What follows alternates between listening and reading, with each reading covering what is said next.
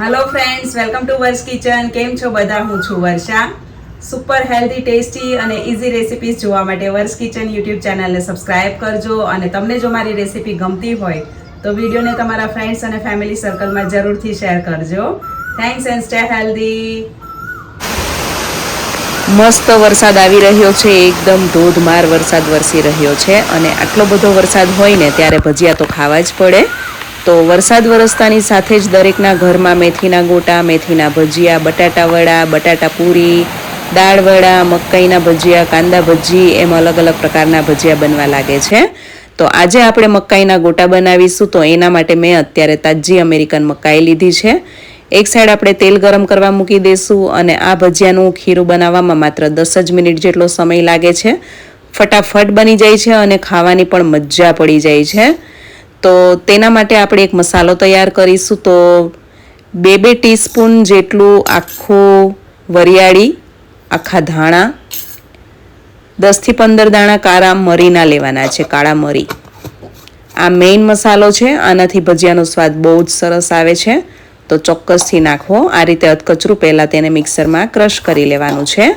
અને અત્યારે મેં એક મોટી અમેરિકન મકાઈ લીધી છે, તેના દાણા કાઢી લીધા છે. મકાઈ એકદમ તાજી લેવાની, જેથી ભજીયામાં સ્વાદ બહુ સરસ આવે, ગળચટ્ટા ભજીયા બનશે. તો અત્યારે હું તમને પરફેક્ટ માપ સાથે આ ભજીયા શેર કરી રહી છું. તો પરફેક્ટ રેસિપી માટે અત્યારે મેં મેઝરમેન્ટ માટે 1 કપ લીધો છે. તો 1 કપ આખો ભરાઈને આ મકાઈના દાણા નીકળ્યા છે. 1 કપથી થોડા વધારે છે. મકાઈના દાણાને મિક્સર જારમાં લઈ લેશું. 10થી 15 લસણની કળી લેવી, 2 તીખી મરચી, 8થી 10 લીમડાના પાન, 1 મોટો ટુકડો આદુ સમારીને નાખવું. આદુ મેં છાલ સાથે જ લીધું છે, કેમ કે આદુ એકદમ સરસ રીતે ધોઈ લીધું છે. આ બધું જ મિક્સરમાં અધકચરું ક્રશ કરી લેવાનું છે. આમાં પાણી બિલકુલ નથી નાખવાનું. આખા ભાગું રહે તે રીતે ક્રશ કરવાનું છે, દાણેદાર. તો જ ભજીયા એકદમ સરસ ખાવાની મજા આવશે. 1 મોટી ડુંગળી એકદમ ઝીણી ઝીણી સમારીને નાખવી. તમે લસણ ડુંગળી ન ખાતા હોય તો આમાં આદુ અને કેપ્સિકમ નાખવું. 1 કપ તાજી મેથી છે, મેથીના પાન એકદમ ઝીણા ઝીણા સમારીને નાખવા. અડધો કપ જેટલી કોથમીર નાખવી, ઝીણી સમારીને. કોથમીર અને મેથી મેં ધોઈને કોરા કર્યા છે, ત્યારબાદ જ લીધા છે. 1/2 ટીસ્પૂન હિંગ અને સ્વાદ પ્રમાણે નમક એટલે કે મીઠું નાખવું. સાથે 2 ટીસ્પૂન એટલે કે નોર્મલ જે 2 ચમચી હોય એટલા તલ નાખવાના છે. આ ભજીયાનો સ્વાદ એક્ઝેક્ટ સુરતી પોંકવડા ખાતા હોય ને તેવો જ આવશે. અને આ બધા જ મસાલાને એક વખત આ રીતે સરસ રીતે મિક્સ કરી લેવાનું છે. 2 નંગ ભાવનગરી મરચાંને એકદમ ઝીણા ઝીણા સમારીને નાખવા. તમારી પાસે કોઈ પણ મીડિયમ તીખા મરચાં હોય તે ઝીણા ઝીણા સમારીને નાખી શકાય છે. 1/4 કપ જેટલો ઘરનો દળેલો ચણાનો લોટ છે, જે જરાક એવો કરકરો છે. તમે આમાં તૈયાર બેસન પણ નાખી શકો છો. આમાં કોઈ કમ્પલસરી નથી કે આ જ બેસન જોઈએ કે આવો જ ચણાનો લોટ જોઈએ. તમારી પાસે કોઈ પણ પ્રકારનો ઘરનો ચણાનો લોટ હોય કે રેડીમેડ હોય બેસન, બંને ચાલે. તો બેસન એક વખત સરસ રીતે મિક્સ કરી લેવું. મારો અત્યારે ઘરનો દળેલો ચણાનો લોટ છે, જે જરા એવો કરકરો છે. જરા એવો કરકરો ચણાનો લોટ હોય ને તો ભજીયા એકદમ ક્રિસ્પી તૈયાર થશે. 1 લીંબુનો રસ નાખવો. 1 કપ મકાઈના દાણાની સામે મેં 1/4 કપ ચણાનો લોટ લીધો છે. એની સામે 1 કપ મેથીની ભાજી અને અડધો કપ કોથમીર નાખી છે. મેથીની ભાજી વધારે નાખશો એટલે આ ભજીયામાં મેથીના ગોટા જેવો સ્વાદ આવશે અને મકાઈને કારણે થોડા ગળચટ્ટા લાગશે. અને લીંબુનો રસ નાખ્યો છે એટલે થોડા એવા ખાટા પણ લાગશે. એટલે ભજીયા બહુ જ ચડિયાતા ટેસ્ટવાળા થશે અને ખાવાની મજા પડી જશે. બધું એક વખત સરસ રીતે 2 થી 3 મિનિટ આ રીતે ચમચી વડે ચલાવીને મિક્સ કરવાનું છે, જેથી ખીરું થોડું હળવું થઈ જશે. આમાં પાણી, તેલ કે સોડા કશું જ નથી નાખવાનું. આમ જ ખીરું તૈયાર કરવાનું છે. આ રીતનું ગોટા પડે તેવું ખીરું થવું જોઈએ.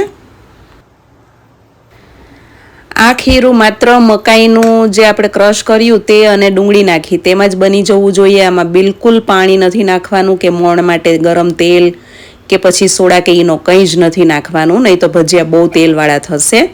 તેલ એકદમ સરસ ગરમ થઈ ગયું છે. તો હવે ગેસની ફ્લેમ સાવ ધીમી કરીને તેમાં આપણે જે મેથીના ગોટા મૂકતા હોઈએ છીએ તે જ રીતે આના ગોળ ગોળ ગોટા પાડવાના છે.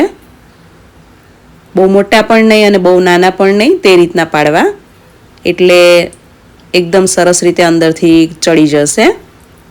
અને કડાઈમાં સમાય તેનાથી થોડા ઓછા ગોટા મૂકવાના, જેથી ગોટાને ફૂલવા માટે થોડી જગ્યા મળી રહે, તો તે એકદમ સરસ રીતે પાકશે. મકાઈની મીઠાશની સાથે આમાં જે મેથીની કડવાશનો સ્વાદ આવશે તે ગોટાને વધુ મીઠા બનાવી દે છે. તો મેથીના ગોટા અને મકાઈના ભજીયા હોય તેના કરતાં મેથીના મકાઈના આ જે ગોટા છે તે બહુ જ ટેસ્ટી એવા લાગે છે ખાવામાં. અને એક વખત નીચેથી થોડા સરખા તળાઈ જાય ત્યારબાદ જ તેને પલટાવવાના છે. તે એકાદ મિનિટ બાદ સરસ ઉપર આવી જશે તળાઈને. ત્યારબાદ તેને ઝાડા વડે પલટાવી લેવાના અને મીડિયમ ગેસની ફ્લેમ પર તળવાના છે. ગેસની ફ્લેમ બહુ ફાસ્ટ નહીં અને સાવ ધીમી નહીં, વચ્ચેની ફ્લેમ રાખવાની છે, જેથી ગોટા એક સરખા તળાય, અંદરથી એકદમ સરસ રીતે કૂક થઈ જાય. અને આમાં આપણે તેલ, સોડા કે ઈનો એવું કશું જ નથી નાખ્યું, એટલે ગોટામાં તેલ બિલકુલ નહીં ભરાય, એકદમ કોરા કોરા એવા ગોટા તૈયાર થશે.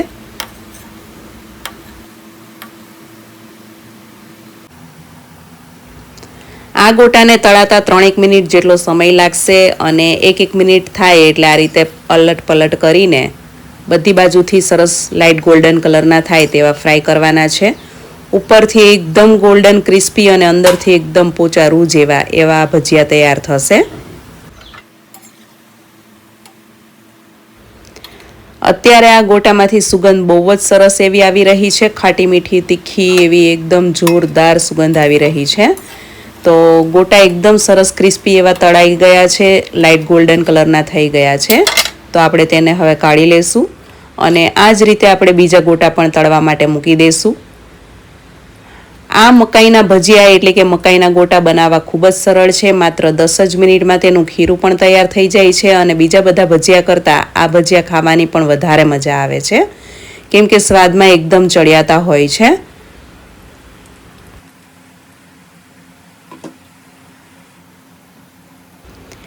તેલ સરખું ગરમ થાય ને એટલે ગેસની ફ્લેમ ધીમી કરીને તેમાં આ રીતે ભજીયા પાડવાના અને ભજીયા બધા મુકાઈ જાય એટલે ગેસની ફ્લેમ મીડિયમ કરીને તેને ફ્રાય કરવાના, એટલે હાથ પણ ન દાજે અને ગોટા વધારે પડતા લાલ પણ ન થાય અને કાચા પણ ન રહી જાય. એકદમ પ્રમાણસર સરસ કલર આવે અને એકદમ સરસ રીતે કૂક થાય. તો સરસ ગોટા ફ્રાય થઈ ગયા છે, તો આપણે તેને બહાર કાઢી લેશું. હવે આ ભજીયામાં માત્ર એક જ લોટ એડ કરવાનો છે, બીજા કોઈ પણ પ્રકારના એક્સ્ટ્રા લોટ એડ કરવાની જરૂર નથી, તો પણ બહુ જ સરસ એવા બને છે. તો એકદમ ઉપરથી ક્રિસ્પી અને તેનો કલર તમે જુઓ કેટલો સરસ ગોલ્ડન કલર આવ્યો છે, અંદરથી એકદમ પોચા જાળીદાર તૈયાર થયા છે. તો અત્યારે મેં તેને કોથમીર ફુદીનાની ગ્રીન ચટણી અને ભાવનગરી મરચાં સાથે સર્વ કર્યા છે. તમારામાંથી કોને કોને મકાઈના ભજીયા અને ક્રિસ્પી કોર્ન ભજીયા ખૂબ જ ભાવે છે, તમે કેવા પ્રકારના ભજીયા ખાવાનું પસંદ કરો છો તે મને જરૂરથી જણાવજો. જુઓ તમે ભજીયા કેટલા સરસ રીતે અંદરથી કૂક થઈ ગયા છે, મકાઈનો માવો એકદમ સરસ બફાઈ ગયો છે.